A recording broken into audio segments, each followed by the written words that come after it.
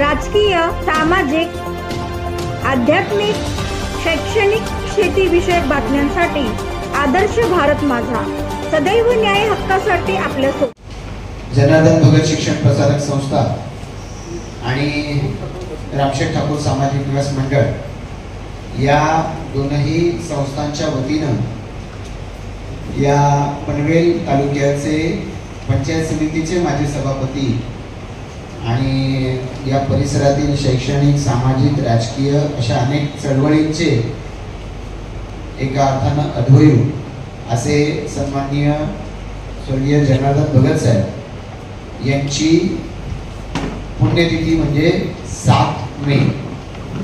या येणाऱ्या 7 मे 2025ला त्यांची 37वी पुण्यतिथी आहे आणि या 37व्या पुण्यतिथीच्या निमित्तानं वेगवेगळ्या कार्यक्रमांचं आयोजन हे पनवेल तालुक्यामध्ये वेगवेगळ्या ठिकाणी करण्यात येत असतं। याच्यापैकी या दोन संस्थांच्या वतीनं आम्ही त्यांच्या नावाचा जनार्दन भगत साहेब पुरस्कार, स्वच्छ ग्रामपंचायत पुरस्कार असा 2023 साली सुरू केला। काही कारणामुळे 2024 साली आम्हाला त्यावेळेला ती बक्षिसं देता आली नाही, आचारसंहिता सुरू होती आणि त्याच्यानंतर मग आता या वर्षीपासून ते पुढे विनाखंड ती चालू राहावी या दृष्टिकोनातून याच दिवशी आम्ही या कार्यक्रमाचं आयोजन केलेलं आहे। बुधवार दिनांक 7 मे रोजी सायंकाळी 6 वाजता या कार्यक्रमाचं आयोजन उल्वेनोड इथल्या रामशेठ ठाकूर मैदान या मैदानावरती आम्ही या कार्यक्रमाचं आयोजन केलेलं आहे आणि या कार्यक्रमाला आम्ही सर्व राजकीय, सामाजिक क्षेत्रातल्या मंडळींना निमंत्रित केले। पण आता अलीकडेच माननीय रवींद्र चव्हाण साहेब जे माजी मंत्री आहेत, जिल्ह्याचे माजी पालकमंत्री आहेत आणि आता भारतीय जनता पार्टीचे कार्यकारी अध्यक्ष आहेत, तर त्यांनी सुद्धा या कार्यक्रमाला यायचं मान्य केलेलं आहे। तर त्यांच्या हस्ते या कार्यक्रमाचं पुरस्कारांचं वितरण हे केलं जाणार आहे। यामध्ये जशी ग्रामपंचायत पुरस्कार स्पर्धा आहे तसंच संस्थेच्या माध्यमातून विविध उल्लेखनीय कार्य केलेल्या व्यक्तींचा देखील सत्कार केला जाणार आहे। आज या निमित्तानं आपल्याला या सगळ्याची माहिती देण्यासाठी या पत्रकार परिषदेचं आयोजन केलं आहे।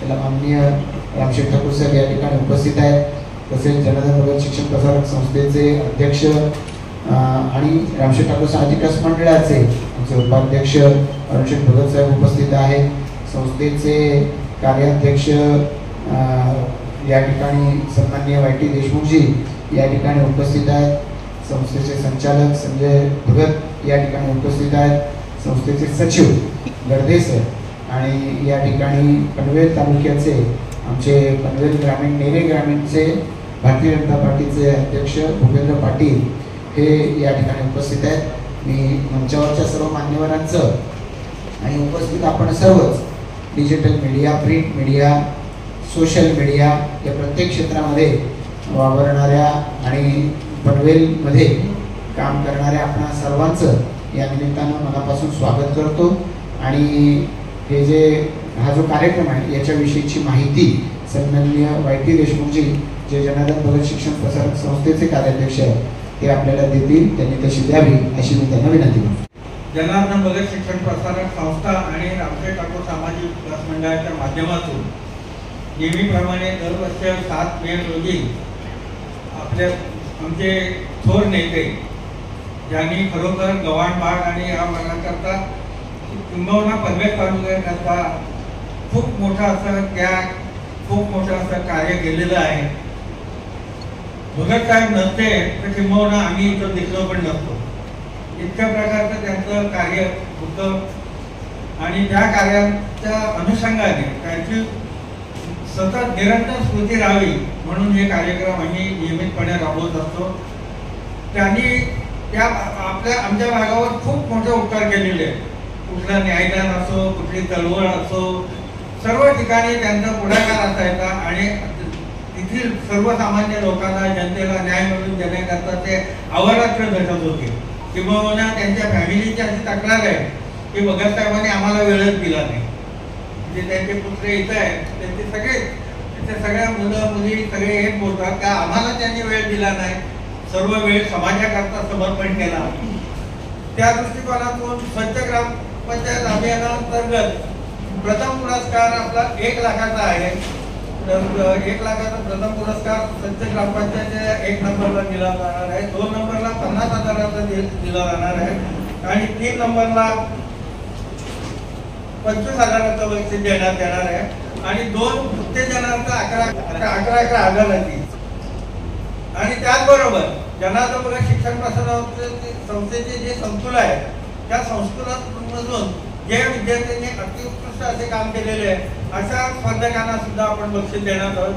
त्याच्यामध्ये आपल्या संस्थेमधील म्हणजे अगदी 3री पासूनची विद्यार्थिनी कॉलेजच्या शेवटच्या वर्षापर्यंतची विद्यार्थिनी स्वातिका घोष हिने या संकुलाला या संस्थेला प्रथमच छत्रपती शिवाजी पुरस्कार या वर्षी मिळवलेला आहे.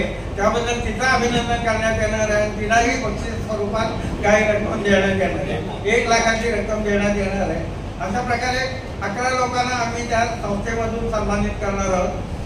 लोककल्याणाकरता आपलं घरदार बाजूला ठेवून एसटीने प्रवास करणारा माणूस झोपायला कुठे असेल, उठेल कधी, जाईल कुठे पत्ता लागत नव्हता. असं एम डी पाटील सांगायचे, एम डी पाटलांच्या विषय सांगायच्या की एम डी पाटलांचं घरी एसटीमधनं प्रवास करणं हेच त्यांचं होतं.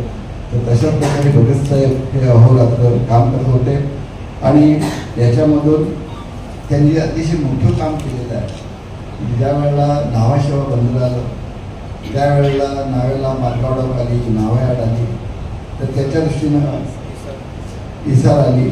या सर्व कंपन्यांमध्ये स्थानिक माणसाला, प्रकल्पाला उद्योग मिळाला पाहिजे, स्थानिक माणसाला, शेतकऱ्यांना त्यांचा हक्क मिळाला पाहिजे, याच्याकरता फार मोठं असं काम केलेलं आहे. आणि त्याचबरोबर शिक्षण क्षेत्रामध्ये वैद्यकीय सांगितल्याप्रमाणे या विभागामध्ये रेत शिक्षण संस्था पहिल्यांदा आली. पनवेलला खिडकी हायस्कूल सोडलं तर बाकी शिक्षणाची सोय नव्हती आणि त्यावेळेला त्यांनी एक गोष्ट केली की विभागाच्या मुलीनं पहिले जासेचं हायस्कूल काढलं आणि मग गव्हाणला हायस्कूल केलं. जे जासेला हायस्कूल झाल्यानंतर गव्हाणला 63-64मध्ये इयत्ता 8वी सुरू केलं आणि त्या हायस्कूलमधली 2री बॅच ही वैद्यकीय आमची आहे आणि त्या बॅचमधूनच आम्ही सर्व ह्या पलीकडच्या त्यावेळेला जिल्हा परिषद भगत साहेबांचा मतदारसंघ होता. तो पनवेलच्या ब्रिजपासून कणजाडे, वडगळ इथून सुरू व्हायचा. तो उलवा, तरघर, कोंबडपुरी, बाबडगी, वहाळ, मोरावा, नाव्हा, खाडी वगैरे असं या भागामध्ये होता. त्यामुळे पनवेलचा पश्चिम भाग जो आहे तो संपूर्ण त्यांच्या नेतृत्वाखाली प्रत्येक गोष्टीमध्ये भाग घेत होता. त्याचबरोबर 81 आंदोलन असेल, जमिनीच्या दृष्टीनं 15,000 मिळावं म्हणून, 1984 आंदोलन असेल, जमिनीला 30,000 एकरी मिळावं म्हणून आणि मग अशा पद्धतीनं हे सर्व शेतकऱ्यांचे हक्क मिळवण्याकरता, नोकऱ्या मिळवण्याकरता, तरुणा उद्योग मिळवण्याकरता जे त्यांनी जे परिश्रम घेतलेत आणि राजकीय सामाजिक लढ्यामध्ये भाग घेतला आहे. आताच उल्लेख झाला बेळगाव कारवारचा लढा जो आहे त्याच्यात तुरुंगवास भोगला काय संयुक्त महाराष्ट्र समितीमध्ये. त्याच्यानंतर ह्या इथल्या विभागामध्ये आपण दिवा पाटील साहेबांचं नाव घेतो. ते मोठे नेते आहेत, 100% मोठे आहेत, पण त्याचे उजवे आणि डावे म्हणून दत्तूशेठ पाटील आणि जनार्दन भगत हे दोन्ही बोलले जात होते. आणि त्याच्यामुळं म्हणजे एक व्यक्ती काम करते, 2 व्यक्ती करते, 4 करतात अशातला भाग नाही. पण दिवा पाटलांचं काम खेडोपाड्यात आणि सर्वत्र बसवण्याचं काम आणि त्याला साथ मिळवण्याचं काम म्हणजे वाजेकर, जनार्दन भगत, दत्तूशेठ पाटील ही मंडळी करत होती. 7 मे 2025 रोजी पनवेलचे माजी सभापती कैलासवासी जनार्दन भगत साहेब यांची पुण्यतिथी आहे आणि या पुण्यतिथीच्या निमित्तानं जनार्दन भगत शिक्षण प्रसारक संस्था आणि त्याचबरोबर रामशेठ ठाकूर सामाजिक ट्रस्ट मंडळ या दोनही संस्थांच्या संयुक्त विद्यमानं आम्ही त्यांची 37वी पुण्यतिथी ही गव्हाणकोपर उलवानूर या ठिकाणच्या रामशेठ ठाकूर मैदानावर साजरी करायची ठरवलेली आहे. या निमित्तानं राज्याचे माजी बांधकाम मंत्री जिल्ह्याचे माजी पालकमंत्री सन्माननीय आमदार रवींद्र चव्हाण साहेब हे या कार्यक्रमाला उपस्थित राहणार आहे. त्याचबरोबरीनं विविध मान्यवर सामाजिक क्षेत्रातले याच्यामध्ये उपस्थित राहणार आहेत. आणि मग जनार्दन भगत शिक्षण प्रसारक संस्थेच्या वतीनं ज्या मान्यवरांना समाजामध्ये एक मोठं स्थान मिळालं आहे अशा मान्यवरांचा सन्मान होणार आहे. आणि त्याचबरोबरीनं आम्ही भगतसाहेबांचं जे कार्यक्षेत्र होतं त्याच्यामध्ये सामाजिक कार्य मोठ्या प्रमाणावरती होतं आणि म्हणूनच त्यांच्या नावाचा स्वर्गीय जनार्दन भगत स्वच्छ ग्रामपंचायत पुरस्कार स्पर्धा हे आम्ही 2023 साली सुरू केले.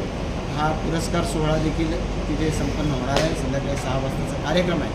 आपल्यामार्फत मी सर्व पनवेलकरांना विनंती करतो की विविध ग्रामपंचायतींना पुरस्कार मिळत आहेत.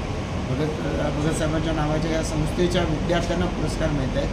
तर त्यामुळे या कार्यक्रमाला आपण मोठ्या संख्येने उपस्थित राहावं अशी आपणामार्फत सर्वांना विनंती आहे.